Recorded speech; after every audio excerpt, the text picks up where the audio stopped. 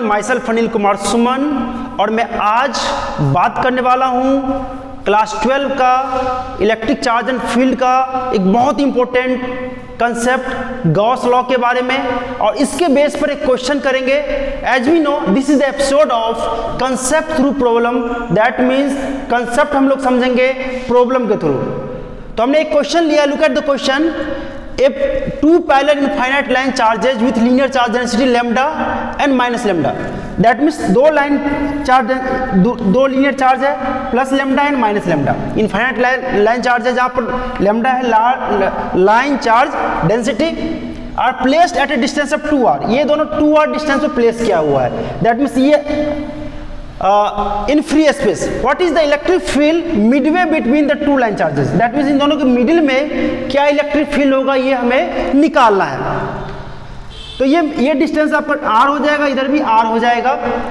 तो ये कंसेप्ट समझने से पहले हम गॉस लॉ का थोड़ा बेसिक बता देते हैं आप लोग। गॉस लॉ का basic equation is E dot D S equal to Q by epsilon naught. Q है चार्ज इंक्लूडेड, दैट मीन्स किसी सरफेस के चार्ज इंक्लूडेड और enclosed, charge enclosed, and E is the electric field और ds is the area. Electric field और ds is the area, this is the area. अब किसी linear charge density के किसी distance r पर electric field निकालने के लिए हम लोग क्या करेंगे कि एक इमेजिनरी सिलिंड्रिकल गॉसियन सरफेस को अज्यूम करेंगे, imaginary like this. Now in this case इस सरफेस के थ्रू, ये जो सरफेस अपर सरफेस, इसके थ्रू जीरो इलेक्ट्रिक फ्लक्स जाएगा, यहाँ भी जाएगा नीचे वाला surface electric flux first second, इसके थ्रू भी जीरो, क्योंकि इलेक्ट्रिक फील्ड और ds के बीच में जो एंगल है यहाँ पर इस कंडीशन में इलेक्ट्रिक फील्ड का ये है और एरिया वेक्टर का डायरेक्शन ये है। इसमें क्या होगा कि इलेक्ट्रिक फील्ड का डायरेक्शन ये है और एरिया वेक्टर का डायरेक्शन ये है। एंगल यहाँ पर 90 डिग्री है और यहाँ पर एंगल क्या हो जाएगा हमारा ds वेक्टर का 0 डिग्री है। So we can write E और ds हो जाएगा कर्व सरफेस एरिया जो है सिलेंडर का होता है 2 pi r h। Let us suppose this length is the L length, that means 2 pi r equal to Q। Q क्या हो जाएगा यहाँ पर charge, as we know lambda equal to Q by charge per into length. That means Q का value हो जाएगा यहाँ से Q equal to lambda into L, Q equal to lambda into L।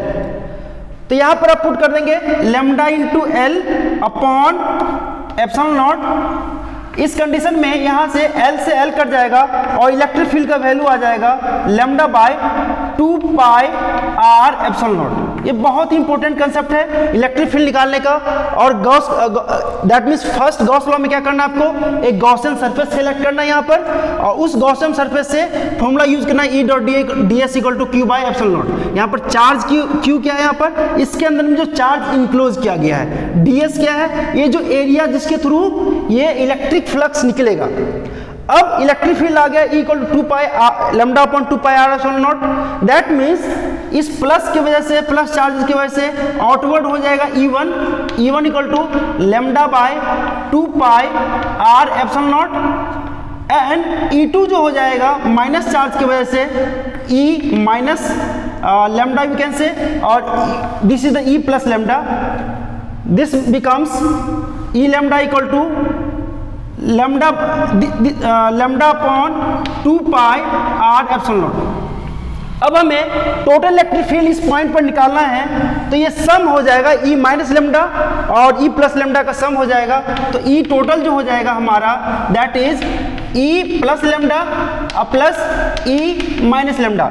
इन दोनों का जो डायरेक्शन है, इन दोनों का डायरेक्शन क्या है, सेम है। दैट मीन्स दोनों क्या हो जाएगा यहाँ पर ऐड हो जाएगा। तो ये हो जाएगा lambda by 2 pi r epsilon not plus lambda by 2 pi r epsilon naught, and this becomes, देखो हमने यहाँ पर साइन नहीं लिया है, साइन नहीं, माइनस साइन लेंगे तो ये आउटवर्ड हो जाएगा।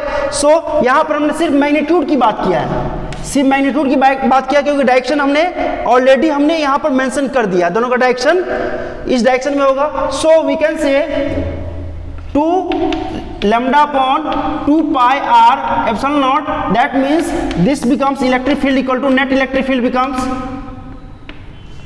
2 से 2 कट जाएगा तो lambda by pi R epsilon naught, और ये ऑप्शन नंबर सी इसका आंसर होगा।